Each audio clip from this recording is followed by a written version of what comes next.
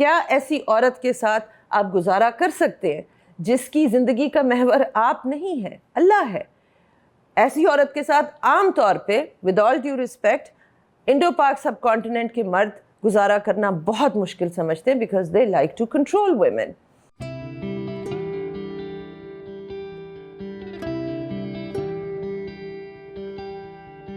السلام علیکم. So I'm going to talk about a topic today which I know پہلے سے ہی کہہ رہی ہوں بہت سے لوگوں کو اعتراض ہوگا. مزے کی بات یہ ہے کہ میرے ہر ویڈیو پہ ہی کسی نہ کسی کو بہت سا اعتراض ہوتا ہے. کبھی اگر میں عورتوں کے حقوق پہ بات کرتی ہوں تو مرد حضرات کو اعتراض ہو جاتا ہے، مجھے فیمنسٹ کا لیبل لگا دیتے ہیں. اگر مردوں کے حقوق کے اوپر بات آتی ہے تو پھر خواتین کو اعتراض ہوتا ہے کہ شی ہیز مساجنسٹک ایشوز. تو قسم قسم کے لیبل میرے اوپر لگتے رہتے ہیں. خیر اس کی مجھے پرواہ نہیں ہے، جو بات میں نے کرنی ہے اپنی سچائی کے ساتھ وہ تو میں کروں گی. So what I'm going to talk about today is something that is a very prevalent issue right now in our community اور اس کے اوپر کوئی solution as such نظر نہیں آ رہی. دونوں طرف اس چیز کے اوپر بہت ہارڈ لائننگ قسم کے ویوز ہیں. میں بات کر رہی ہوں دوسری شادی کے بارے میں. اس کے بارے میں جب بھی آپ کسی اگر اسکالرس کی بات سنتے ہیں، خاص طور پہ اسکالرس جو مرد حضرات ہیں، they very clearly and openly say کہ مرد کو حق ہے ایک سے زیادہ شادی کرنے کا، اس میں اس کو بیوی سے اجازت لینے کی بھی ضرورت نہیں ہے، بلا بلا بلا which we all know کہ اس کے بارے میں کیا ڈیبیٹس ہیں. اس بات سے اختلاف نہیں ہے کہ اللہ تعالیٰ نے اسلام میں مرد کو 4 شادیوں کی اجازت دی ہے. That is correct. And اگر آپ سوسائٹی کے اس وقت آپ نمبرز کو دیکھیں تو یہ بھی نظر آتا ہے کہ by many accounts the percentage of women is more than the percentage of men. For example, اگر 51% عورتیں ہیں 49% مرد ہیں تو پھر وہ 2% عورتوں کا کیا بنے گا؟ ان کی شادیاں ہوں گی یا نہیں ہوں گی؟ اور یہ ہم میں سے کون ڈیسائیڈ کرے گا کہ وہ 2% کون ہے؟ So these are the ground realities that we have to look at. لیکن ابھی جو میں بات کرنا چاہ رہی ہوں because میں I deal on a daily basis, I deal with women جو اس وقت اس پین اور تکلیف سے گزر رہی ہیں جس میں they are the first wife, they are the current wife and the husband has either decided to take on a second wife or he already has done it. اب بات یہ ہے، میں بھی ریسنٹلی ایک ویڈیو دیکھ رہی تھی and I was very surprised and disheartened because there is a scholar, ماشاءاللہ بہت نالج ہے ان کی, no doubt about that. He has a lot of knowledge, he's a psychologist also and میں خود بہت fascination سے ان کی کئی lectures سنتی ہوں because in certain areas I have what I have heard from him I have not heard from anybody else. But when it comes to women's rights, I feel that like most Muslim scholars, he's also quite harsh. Maybe it's because they are men. مردوں کو ہم عورتوں کی جو pain ہے، جو تکلیف ہے، اس کا اندازہ نہیں ہو سکتا simply because they are men, they are not women. تو میں ایک سوشل سائنٹسٹ کے حوالے سے بات کر رہی ہوں، میں ایک عورت کے حوالے سے بات کر رہی ہوں، وہ عورت جو کہ دوسری عورتوں کو آلموسٹ ڈیلی بیسس پہ سنتی ہے، جن کی یہ ایشوز ہیں.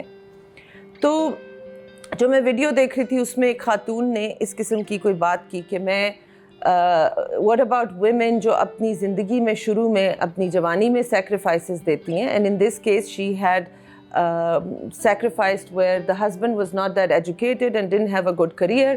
تو انہوں نے اپنی جاب کر کے اپنی کمائی سے فیملی کو سپورٹ کیا، ہسبینڈ کو بھی سپورٹ کیا until he was educated and now he has a good career. Now they are in their 40s, she's in her mid 40s, approaching 50s and the husband wants to go for a second marriage.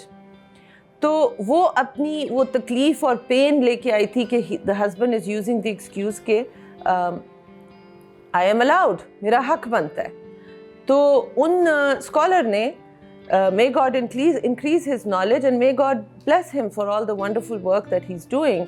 But in my opinion, the response was very harsh and there was no compassion in it for the woman. He reminded her کہ آپ اپنی identity as a Muslim woman یاد کریں کہ آپ اللہ کی sleeve ہیں, وہ بھی اللہ کا سلیو ہے, آپ بھی اللہ کی سلیو ہیں, اور ایز اے مسلم وومن اللہ آپ سے کیا چاہتا ہے.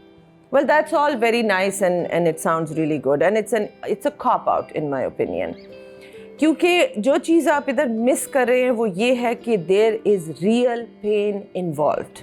Okay? آپ اگر اسلام کی بات کرتے ہیں تو پہلے آپ وہ معاشرہ کریٹ کریں جس میں ایک عورت کو وہ تحفظ اور آٹونمی حاصل تھی جو کہ اسلام نے اس کو دی تھی. Okay, that's number 1. اسلام میں عورت کو آٹونمی حاصل ہے جو کہ ہمارے معاشرے میں نہیں ہے. ہمارے معاشرے میں کیا ہے, which is Indo-Pak subcontinent, a woman is completely dependent upon a man for her safety, for her security, for her survival. اس کو چھوٹی سی عمر میں جب وہ بچی ہوتی ہے, through stories, through conditioning of the culture and the parents and the family and through movies, everything, اس کے brain میں جو suggestions ڈال دی جاتی ہیں وہ یہی ہیں کہ وہ کیا محاورہ ہے مجھے ٹھیک نہیں پتا کہ سہاگن وہی جو پیا من بھائی اور something like that, right? کہ وہی عورت سکسیسفل ہے, وہی عورت وردی ہے کسی بھی چیز کی زندگی میں جس کی ایک تو شادی ہو جائے اور پھر خاوند اس کے ساتھ خوش ہے. ادروائز ہر ریالٹی, ہر ایگزسٹنس از نلیفائڈ. اوکے, دس از ہر سائیکالوجی. یہاں وہ اپ برنگنگ اس کی اسی طرح سے ہوئی ہوئی ہے. اب آپ ایک 45 ایئرس کی عورت کو سڈنلی اسلام کے اس میں ڈالنے کی کوشش کریں باکس میں, وہ نہیں فٹ آ سکتی. اس کی سائیکالوجی کو آپ کو مد نظر رکھنا پڑے گا. کیوں؟ کیونکہ اسلام یہی کہتا ہے. اسلام کے پروفٹ رسول پاک صلی اللہ علیہ وسلم یہی کہتے ہیں. اسلام does not believe in forcing people into doing things that will destroy their peace of mind and their happiness. So, پہلے آپ وہ معاشرہ کریٹ کریں جہاں پہ عورتیں آٹونمس تھیں. آٹونمس کس طرح سے تھیں؟ وہ خود مختار تھیں, وہ اپنے فیصلے خود کرتی تھیں. ان کا زندگی میں ایک پورا سوشل سٹرکچر تھا جس سے ان کو سپورٹ ملتی تھی. وہ اپنی جائیداد میں خود مختار تھیں, اپنی کمائی میں خود مختار تھیں. اپنے سروائیول کے لیے وہ ایک صرف خاوند پہ ڈیپینڈ نہیں کرتی تھیں. اور دوسری چیز, اگر اس معاشرے میں عورت کو طلاق ہو جاتی تھی یا وہ بیوہ ہو جاتی تھی تو اس کو کوئی ڈر نہیں ہوتا تھا, کیونکہ فوراً طلاق یافتہ اور بیوہ عورتوں کی شادیاں فوراً ہو جاتی تھیں. ان کو داغدار یا عیب دار سمجھ کے سائڈ پہ نہیں کیا کر دیا جاتا تھا, جو کہ اب ہمارے معاشرے میں انڈو پاک سب کانٹیننٹ میں a lot of people say that divorce is a fate worse than death for a woman, and it's true, and so is widowhood. بلکہ مجھے افسوس سے کہنا پڑتا ہے کہ بیواؤں کی تو حیثیت طلاق یافتہ سے بھی ہمارے معاشرے میں نیچے ہے. وہ تمام بھیڑیے گھاک لگا کے بیٹھے ہوتے ہیں جو بیوہ کی طرف آتے ہیں, اور ہمارا دین کیا کہتا ہے کہ بیوہ کو پروٹیکٹ کرو, یتیموں کو پروٹیکٹ کرو. وہ ہم نہیں کرتے ہیں. سو اس کنڈیشن, اس ماحول میں جہاں پہ ایک عورت کا سروائیول کمپلیٹلی اس کے خاوند پہ ڈیپینڈ کرتا ہے, اس نے اٹھنا بیٹھنا ہر چیز خاوند کی مرضی سے کی ہوئی ہے, اس ایج کے اوپر آ کے اب خاوند اس کو سڈنلی ایک اتنا بڑا جھٹکا اگر لگا رہا ہے اور ساتھ پھر وہ اسلام کی ایکسکیوز کو یوز کرے, I am very sorry, that is not fair.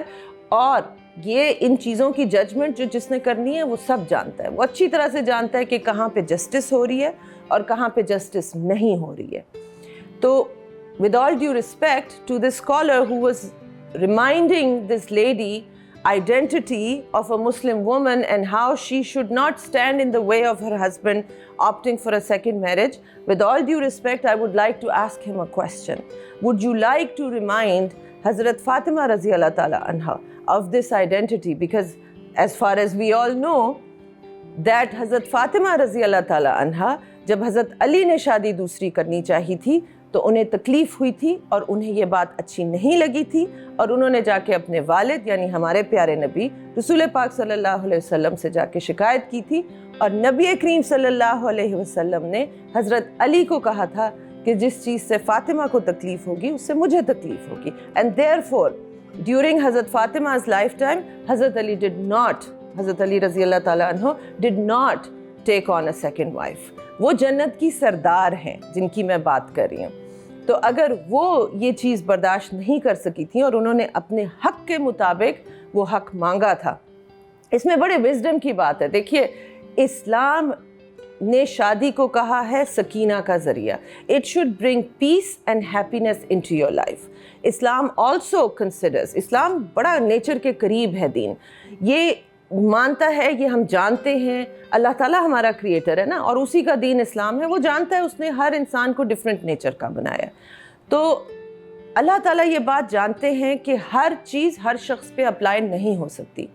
Now if you go to the women in the Arab countries, they will not be this devastated. Why? Because they grew up with a very different conditioning. वो छोटी छोटी सी बच्चियाँ होती हैं तो उनके घरों में उनके वालिद, उनके चाचा, उनके भाई, सब लोगों ने 2-2, 3-3, 4-4 शादियाँ की होती हैं. वहाँ पे it's not such a big deal. For the women in the subcontinent, it is a very big deal. You have to consider the psychology of women before you start giving these fatwas कि उसका हक है या नहीं. और एक और बात भी आपको यहाँ पे कहती चलूँ, I'm sorry if I am making some people's blood boil, कि 4 शादियों की इजाज़त इसलिए नहीं दी गई थी कि भाई तुम एक से ज़्यादा शादी कर लो. 4 शादियाँ तो एक्चुअली रोकने के लिए की गई थी. उस ज़माने में तो बहुत बहुत ज़्यादा बीवियाँ होती थी, तो उनको तादाद में रोकने के लिए कहा गया था कि 4 करो. और 4 के साथ जो शर्तें मौजूद हैं वो आप सब लोग जानते हैं. इतना स्ट्रिक्ट बैलेंस है ऑफ फेयरनेस दोनों में और इक्वालिटी कि ज़्यादातर मर्द वो कर नहीं सकते. वहाँ पे इस्लाम की उनको इतनी फ़िक्र नहीं होती. यूजुअली क्या देखने में आता है कि जब दूसरी बीवी आती है तो पहली बीवी को साइड लाइन कर दिया जाता है, सारे नखरे दूसरी बीवी के उठाए जाते हैं. और देखें, दूसरी बीवी भी आखिर इसी माशरे की प्रोडक्ट है ना, उसकी भी सेफ्टी, सिक्योरिटी, आइडेंटिटी, अब सब कुछ उस मर्द के साथ है. उसकी सबसे बड़ी दुश्मन उसके माइंड में कौन है? पहली बीवी. तो वो दोनों में जो राइवलरी है वो एक्सट्रीम के ऊपर वो साइकोलॉजिकली शुरू हो जाती है. इसको आप अवॉइड नहीं कर सकते. इस मसले को सॉल्व करने के लिए आप कोई ब्रूट फोर्स सोल्यूशन नहीं निकाल सकते हैं. पहले अपनी औरतों को एम्पावर करें. पहले मुसलमान औरतों को वो हक दें जो कि इस्लाम ने उनको दिया. Let them be strong, let them understand that there source of strength and happiness should not be with the man, it should be with अल्लाह ताला. और इसमें मैं मर्द हजरात को फिर चैलेंज करती हूँ कि क्या ऐसी औरत के साथ आप गुजारा कर सकते हैं जिसकी ज़िंदगी का महवर आप नहीं है, अल्लाह है. ऐसी औरत के साथ आम तौर पे with all due respect Indo पाक सब कॉन्टिनेंट के मर्द गुजारा करना बहुत मुश्किल समझते हैं because they like to control women. सो इस मसले के ऊपर please whenever you talk about it, it really irritates me when I C Muslim scholars favouring main and totally disregarding the emotions and the pain of the woman who is going through this. We have to approach this with compassion. Now, I also want to do a disclaimer here. I know there are certain situations where the man is absolutely justified in taking on a second wife. मैंने ऐसे cases भी देखे हैं जिसमें the wife is actually the abuser. She is completely denying intimacy, or she's completely denying love. She's disrespectful. तो अगर ऐसी कोई चीज़ है तो अल्लाह ताला ने एक बहुत आसान रास्ता भी दिया हुआ है, विच इज़ डिवोर्स. अल्लाह ताला ने हमने इस माशरे में डिवोर्स को एक बहुत बड़ा हवा बना लिया है. लेकिन अगेन डिवोर्स औरत सोचते हुए भी डरती है क्योंकि उसका सर्वाइवल उसी मैरिज के ऊपर डिपेंड करता है. So again like I said, ये एक गंभीर प्रॉब्लम है.